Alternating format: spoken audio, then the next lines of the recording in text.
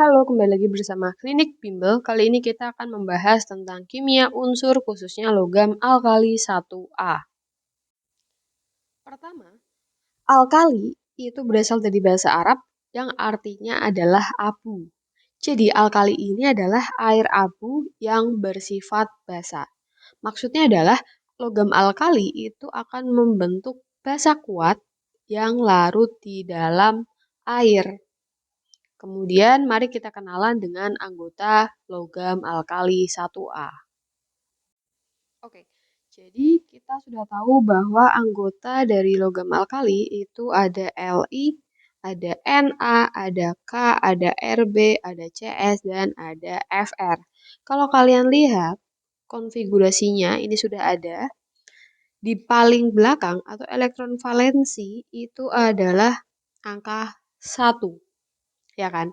Berarti kita bisa tuliskan bahwa yang pertama dia memiliki elektron valensi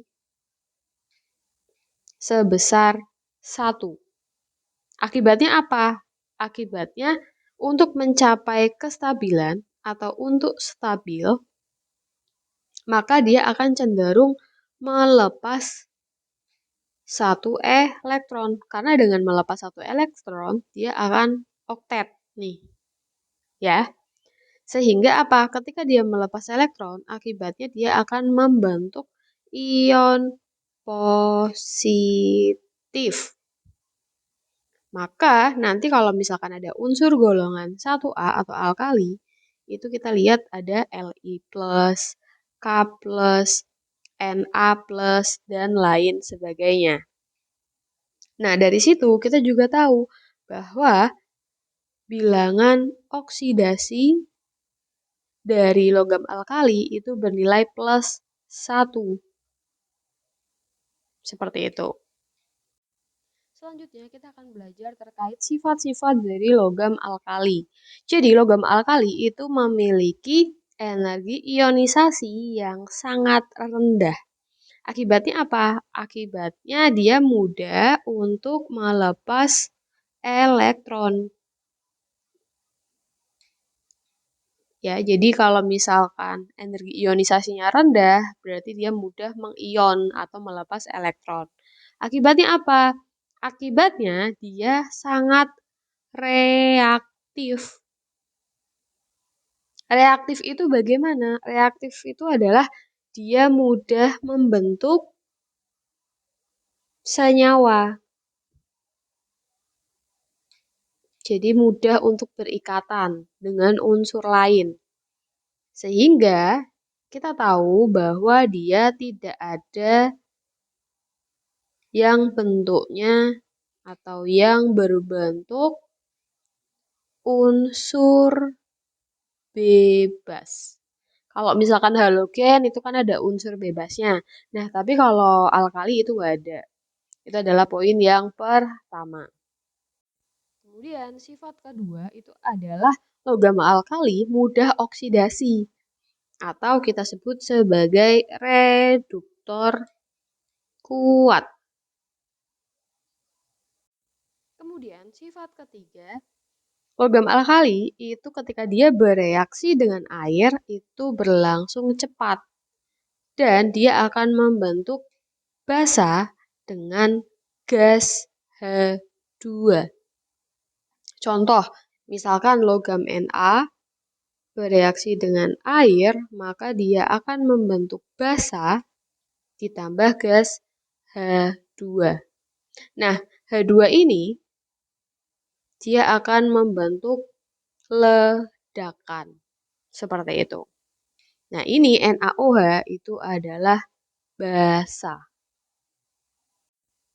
Kemudian, sifat berikutnya, dia memiliki titik leleh yang rendah. Dikarenakan ikatan logam yang lemah.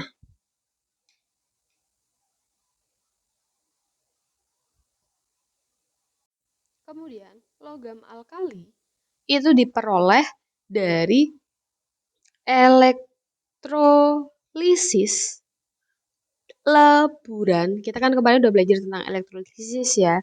Nah, untuk menghasilkan logam itu kan bisanya leburan, karena kalau yang larutan dia akan menghasilkan air gitu kan. Nah, jadi logam alkali ini diperoleh dari elektrolisis leburan garam halidanya. Kemudian, senyawa alkali yang terbentuk itu akan membentuk ikatan ion. Karena sejatinya untuk alkali atau golongan 1A dia adalah logam. Nah, ikatan ion itu kan berarti terbentuknya unsur logam dengan non-logam. Seperti itu. Oke, kita coba simpulkan. Yang pertama, ini kan ada anggota dari logam golongan 1A. Kita mulai dari titik titik. Kita simpulkan. Jadi, dari sini, panahnya menuju ke atas, itu dia memiliki titik didih semakin tinggi.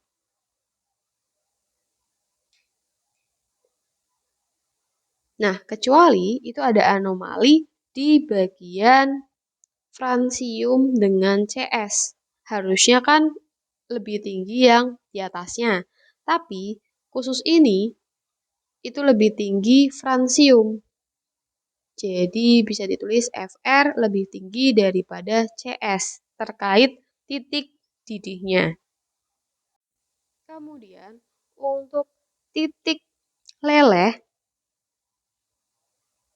itu juga semakin, ini kita ini ya, biar sama berarti seperti ini. Jadi dia punya titik leleh semakin tinggi juga sesuai panahnya.